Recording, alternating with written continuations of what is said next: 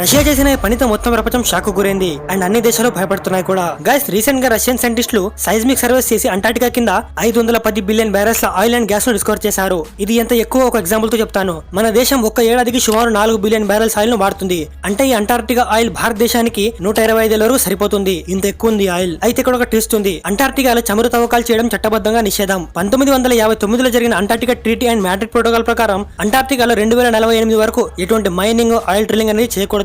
అంటే దేశాలన్నీ అందులో రీసెర్చ్ లాంటివి చేసుకోవచ్చు, బట్ అక్కడ వనరుల్ని ఎవరు వాడుకోలేరు. కానీ రష్యా ఈ సర్వేలు చేసిందంటే చాలా మందికి ఇది సైంటిఫిక్ రీసెర్చ్ కాదు, ఇది భవిష్యత్తులో ఆయిల్ తవ్వకాల కోసం సిద్ధపడ్డామని అనిపిస్తుంది. అంటే 2048 తర్వాత ఆ విషయం తొలగితే ఎవరి దగ్గర ముందే సమాచారం ఉందో వారు ముందుగా దాన్ని చేజెక్కించుకోవాలని చూస్తారు. అందుకే చాలా దేశాలు ఇది చూసి భయపడుతున్నాయి. అంతేకాదు ఇది పర్యావరణానికి కూడా చాలా పెద్ద ముప్పు. అంటార్టికాలో ఏ చిన్న తవ్వకం జరిగినా అది ప్రపంచవ్యాప్తంగా క్లైమేట్ చేంజ్ పై పెద్ద ప్రభావం చూపుతుంది. రష్యా అయితే ఇప్పటి వరకు చట్టాన్ని ఉల్లంఘించలేదు, కానీ వాళ్ళు తీసుకున్న స్టెప్స్ చూస్తే 2048 తర్వాత జరిగే పరిణామాలకు వీళ్ళు ముందుగానే సిద్ధమవుతున్నట్టు కనిపిస్తుంది. దీనిపై మీ థాట్స్ ఏంటి?